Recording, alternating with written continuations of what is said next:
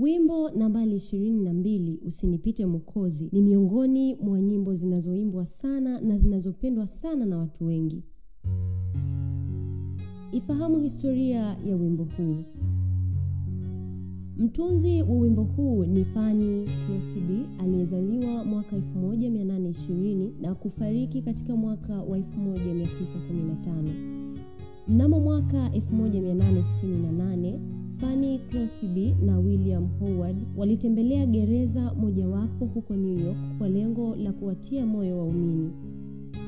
Baada ya kuzungumza maneno ya faraja, Fanny Crosby alitoa wito akiwasihi wafungwa wamkubali Yesu kama Bwana na Mwokozi wa maisha yao. Alipokuwa akifanya hivyo, mfungwa mmoja aliingilia kati na kwa mshangao alipiga kelele akisema, "Bwana mwema, usinipite." Tukio hili liliwagusa wote wawili, na ndipo William Howard, mwanamuziki mhalili, alimshauri Crosby atunge wimbo kuhusu kauli ya mfungwa huyo. Akiwa katika tafakari ya kina juu ya swala hilo, Fanny alikumbuka kisa cha Batimayo kipofu aliyeomba msaada kwa Yesu na kuponywa upofu wake. Muunganiko wa matukio haya mawili, tukio la mfungwa na Batimayo, ndiyo yaliyopelekea Crosby kutunga wimbo wenye kichwa kisemacho Usinipite Mwokozi. Naye aliposikia ya kwamba ni Yesu Mnazareti, alianza kupaza sauti yake na kusema, "Mwana wa Daudi, Yesu unirehemu." Marko 10:47. Mji wa Yeriko ulikuwa ni maarufu sana, ulijengwa upya na Herode katika jangwa la Yuda na haukuwa mbali sana na kivuko cha mto Yordani. Yesu alikuwa akielekea Yerusalemu. Marko 10:32. Baada ya kuvuka Perea, ilikuwa ni lazima aingie Yeriko ndipo ashike njia kuelekea Yerusalemu. Katika mji wa Yeriko ilikuwa ni kawaida kabisa kukutana na wahitaji mbalimbali ikiwemo ombaomba na wengine wengi kama tunavyoona leo katika miji mikubwa kama vile Dar es Salaam, Nairobi na Kampala. Kutokana na ugumu wa maisha, kila kitu kinahitaji pesa. Walemavu, vipofu waliishi kwa shida sana. Mara kwa mara walikuwa wakionekana barabarani wakiomba msaada ili kumudu maisha yao.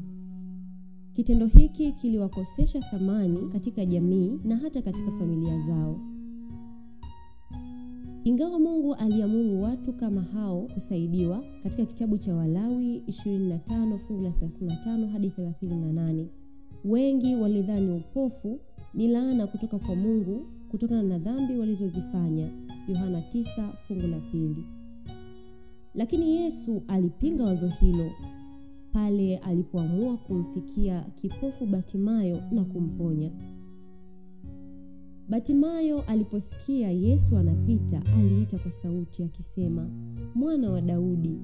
Neno "mwana wa Daudi" lilikuwa ni neno lililofahamika sana, likimwakilisha Yesu kama Masihi, kwani alifahamika kwamba Masihi atatoka katika uzao wa Daudi. Isaya 9:7. Hivyo kitendo cha Batimayo kumuita Yesu mwana wa Daudi kilionyesha kuwa alitambua na kumwamini Yesu kuwa ni Masihi, na kutokana na imani yake kwa Yesu Kristo kama Masihi alipokea uponyaji.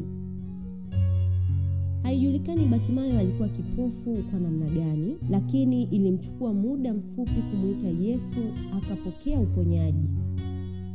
Watu waliokuwa matajiri, viongozi wa kidini, wenye akili nyingi na wenye macho yote mawili hawakuweza kuona ukweli juu ya Kristo, lakini kipofu Batimayo aliposikia kuwa Yesu anapita, alipaza sauti akionyesha uhitaji wake, na Yesu hakusita, alimponya. Tunapomwendea Yesu tunahitaji ujasiri kama wa Batimayo. Tunapaswa kushinda vizuizi vyote na mashaka, na kwa imani tukimuita Yesu kwa ajili ya msaada, atakuwa jibu kwa matatizo yetu.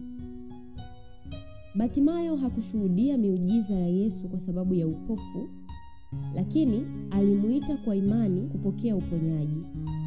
Nasi leo tumekuwa tukisikia habari za Yesu kama kipofu Batimayo, lakini kwa imani tukimuita ataleta uponyaji wa mwili na roho katika maisha yetu. Mpendwa, hebu ungana na mtunzi wa wimbo huu ukimwambia Yesu, tafadhali, unapozuru wengine, naomba usinipite. Kwa kuwa hakuna tunalolitegemea katika maisha isipokuwa Yesu tu, ng'ang'ania kwa moyo wako wote, kwa nguvu zako zote na kwa akili zako zote, ili Yesu aguse maisha yako. Kwa kufanya hivyo, ushindi utaupata. Msimuliaji wa historia ya wimbo huu ni mimi Deborah Nkondo. Endelea kufuatilia Bureta TV kwa historia nyingi zaidi za nyimbo za Kristo.